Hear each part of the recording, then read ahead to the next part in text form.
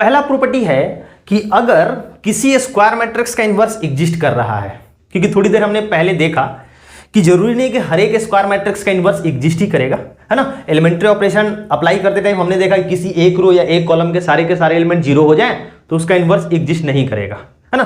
तो अगर एग्जिस्ट कर रहा है तो वो जो इनवर्स आएगा वो यूनिक होगा। वो इनवर्स जो आएगा, जो उसका जोड़ीदार होगा, वो यूनिक होगा। सर कहना क्या चाहते हैं, आसान भाषा में समझाइए, आसान भाषा में समझाइए। तो हम कहना चाहते हैं कि लेट सपोज ये दो मैट्रिक्स है 7 2 3 1, है ना। ये एक पहला मैट्रिक्स है एंड 1 -2 -3 1, इन दोनों का प्रोडक्ट, इन दोनों को मल्टीप्लाई करके देखो, ये आएगा आइडेंटिटी मैट्रिक्स। अगर ये मैट्रिक्स ए है और ये मैट्रिक्स बी है तो ये आइडेंटिटी प्रोड्यूस कर रहे हैं, ये आइडेंटिटी प्रोड्यूस कर रहे हैं ना। ए इंटू बी करो या बी इंटू ए करो तो ये आइडेंटिटी आएगा। तो हम कह सकते हैं कि ए और बी एक दूसरे के इनवर्स है, ए और बी क्या है, एक दूसरे के इनवर्स है।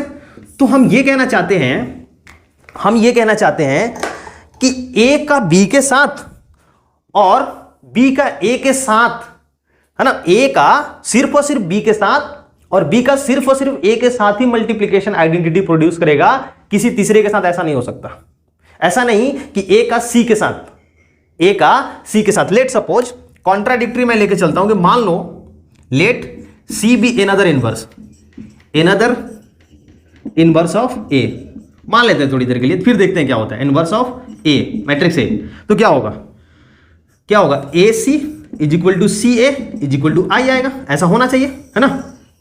लेकिन अगर मैं आपसे कहूं कि b is equal to B I तो कोई दिक्कत होना चाहिए क्या, b is equal to B I तो कोई दिक्कत होना चाहिए क्या, नहीं सर बिल्कुल नहीं होगा। b is equal to B I बिल्कुल दिक्कत नहीं होगा। और यहां पर हम i को क्या लिख सकते हैं, i को क्या लिख सकते हैं, i को यहां से हम ac लिख सकते हैं क्या, बिल्कुल लिख सकते हैं, बिल्कुल लिख सकते हैं। i को हम ac लिख सकते हैं, i को हम ac लिख सकते हैं। कहां से, यहां से। जब हम मान चुके हैं कि a और c इनवर्स हैं तो i को ac लिख सकते हैं। और देखो यहां से b इंटू ए क्या है, आइडेंटिटी मैट्रिक्स है, क्या है, आइडेंटिटी मैट्रिक्स है। तो b is equal to b into A into C, और इसको हम लिख देते हैं आइडेंटिटी मैट्रिक्स। इसको हम क्या लिख दें, आइडेंटिटी मैट्रिक्स, है ना। हमने b इंटू ए को क्या लिख दिया, आइडेंटिटी मैट्रिक्स। अब आइडेंटिटी मैट्रिक्स इंटू सी क्या होगा, फिर से c आ जाएगा। तो b इक्वल टू सी आ गया कि नहीं आ गया, b इक्वल टू सी आ गया कि नहीं आ गया, हेंस प्रूफ आया ना। इसका मतलब अगर हम मान के भी चलते हैं ना कि कोई तीसरा मैट्रिक्स ऐसा है भी जिसके साथ मैट्रिक्स ए का मल्टीप्लिकेशन आइडेंटिटी प्रोड्यूस कर रहा है, तो वो तीसरा इसी दूसरे के इक्वल आ रहा है, बी के इक्वल आ जा रहा है ना। तो ये पहला प्रॉपर्टी है कि किसी मैट्रिक्स का अगर इनवर्स एग्जिस्ट कर रहा है तो वो मैट्रिक्स, वो इनवर्स क्या होगा, यूनिक होगा। वो इनवर्स क्या होगा, यूनिक होगा, है ना। इस बात को नोट करना। सेकेंड प्रॉपर्टी नंबर 2 कि आप याद करो a इंटू बी का होल डैश क्या होता था, b डैश इंटू ए डैश होता था क्या, याद कीजिए, रिवर्सल लॉ, बिल्कुल सही। क्या बोलते थे इसको, रिवर्सल लॉ, समझ आ गया ना, रिवर्सल लॉ। इनवर्स के भी केस में यही होगा, इनवर्स के भी केस में रिवर्सल लॉ अप्लीकेबल होता है। अब इसका प्रूफ क्या है सर, उसको देखते हैं। देखिए अगर मैं कहूं कि A B into A B inverse, A B एक मैट्रिक्स है ना, A B into A B inverse क्या आएगा, A B into A B inverse क्या आएगा। तो आप कहोगे सर एक मैट्रिक्स को दूसरे मैट्रिक्स के इनवर्स के साथ मल्टीप्लाई करते हैं तो वो आइडेंटिटी मैट्रिक्स प्रोड्यूस करता है। क्या करता है, आइडेंटिटी मैट्रिक्स। अब इसमें हम क्या करते हैं, कि प्री मल्टीप्लाई करते हैं, है ना, pre multiply by A inverse, सही है क्या, pre multiply by A inverse. अगर ए इनवर्स से हम प्री मल्टीप्लाई करें तो क्या आएगा, देखो आप कहोगे कि सर ए इनवर्स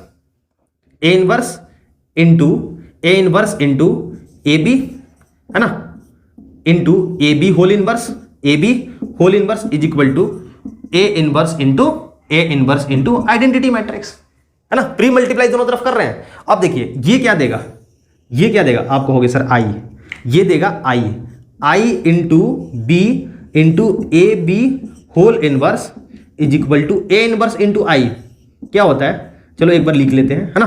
तो ये हो गया B into A B whole inverse is equal to A inverse. अब इस बी को फिर से गायब करना चाहते हैं, है ना, हम चाहते हैं लेफ्ट हैंड साइड में ए बी होल इनवर्स, तो फिर से क्या करना होगा, फिर से सेम काम, प्री मल्टीप्लाई है ना बाय बी इनवर्स ताकि बी इनवर्स इंटू बी मिलके क्या बन जाए, आइडेंटिटी मैट्रिक्स बन जाए। दिस इज इक्वल टू इधर भी pre multiply B inverse into A inverse, है ना। अब ये क्या हो जाएगा, दिस इज आइडेंटिटी और identity into A B inverse क्या हो जाता है, आइडेंटिटी को किसी के साथ मल्टीप्लाई करेंगे तो वही आएगा ना, तो ये ए बी इनवर्स होगा। This is equal to B inverse into A inverse, hence proof. तो इनवर्स के केस में जस्ट लाइक ट्रांसपोज, इनवर्स में भी रिवर्सल लॉ अप्लीकेबल होता है। समझ आ गया ना। और जरूरी नहीं है कि दो के लिए ही, अगर तीन भी हो ना, कि ऐसे ए बी सी, है ना, होल इनवर्स, तो ये क्या हो जाएगा, C inverse into B inverse into A inverse. ये ध्यान देने वाली बातें हैं, ध्यान देना होगा। समझ आ गया। तो ये सेकंड प्रॉपर्टी था, ठीक है ना। एक छोटा सा और प्रॉपर्टी नंबर 3। प्रॉपर्टी 3 कहता है कि अगर किसी मैट्रिक्स में हम स्केलर से मल्टीप्लाई करके फिर इनवर्स निकालते हैं तो वो 1/k टाइम्स ऑफ उस मैट्रिक्स का इनवर्स हो जाता है। ये है हमारा प्रॉपर्टी 3, है ना। फॉर एग्जाम्पल कि हमने अभी थोड़ी देर पहले एक मैट्रिक्स लिया था 7 3 2 and 1।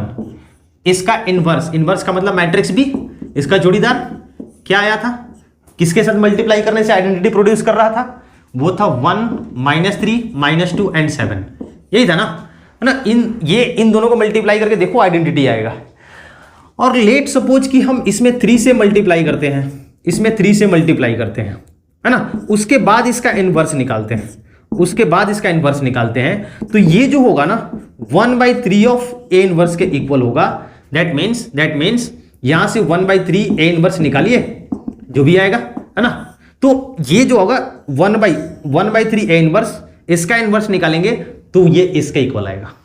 इसका इनवर्स निकाल करके देखो, 3a का इनवर्स निकाल करके देखो, वो जो होगा वो इसके इक्वल आएगा। ये कहना चाहता है। इसका प्रूफ क्या होगा जी, तो देखिए, क्योंकि k का इनवर्स ये है, ka का इनवर्स क्या है, ka का इनवर्स जो है ये है, मतलब k को अगर हम 1/k इंटू ए इनवर्स से मल्टीप्लाई करेंगे तो देखते हैं क्या आता है।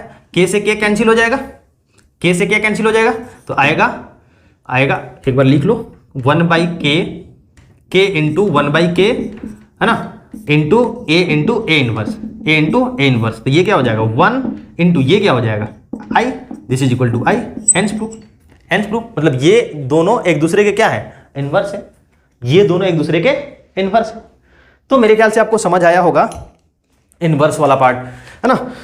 तो आज के लेक्चर में हमने क्या देखा कि मैट्रिक्स का इनवर्स क्या होता है, कि अगर दो मैट्रिक्स है ए एंड बी, दो स्क्वायर मैट्रिक्स है ए एंड बी, उनको मल्टीप्लाई करने से ए बी या फिर बी ए अगर आइडेंटिटी मैट्रिक्स आ जाता हो तो वो एक दूसरे के इनवर्स कहलाते हैं। निकालने का तरीका क्या है, तो अभी के लेवल पर हम एलिमेंट्री ऑपरेशन यूज करके, एलिमेंट्री रो या फिर एलिमेंट्री कॉलम ऑपरेशन यूज करके इनवर्स निकालेंगे। थर्ड ऑर्डर के मैट्रिक्स का इनवर्स थोड़ा सा टिपिकल होता है, कैसे निकालना होगा आपने आज सीखा, है ना। और उसके बाद में हमने प्रॉपर्टीज देखा, 3 प्रॉपर्टी। फर्स्ट प्रॉपर्टी क्या होता है कि किसी भी मैट्रिक्स का जो इनवर्स होता है वो यूनिक होता है। Second property reversal law, and third कि अगर किसी मैट्रिक्स में स्केलर से मल्टीप्लाई करके इनवर्स निकालते हैं तो फिर रेसिप्रोकल उसके इनवर्स में उस स्केलर के रेसिप्रोकल से मल्टीप्लाई करना होगा, ठीक है ना। तो ये था इनवर्स और इनवर्स यूजिंग एलिमेंट्री ऑपरेशन की कहानी, है ना। तो इसके साथ ही आपका मैट्रिक्स चैप्टर आज खत्म होता है। अगले लेक्चर में हम लोग डिटर्मिनेंट स्टार्ट करेंगे, है ना। मिलते हैं नेक्स्ट लेक्चर में, तब तक के लिए स्वस्थ रहें, व्यस्त रहें और मस्त रहें। जय हिंद, वंदे मातरम।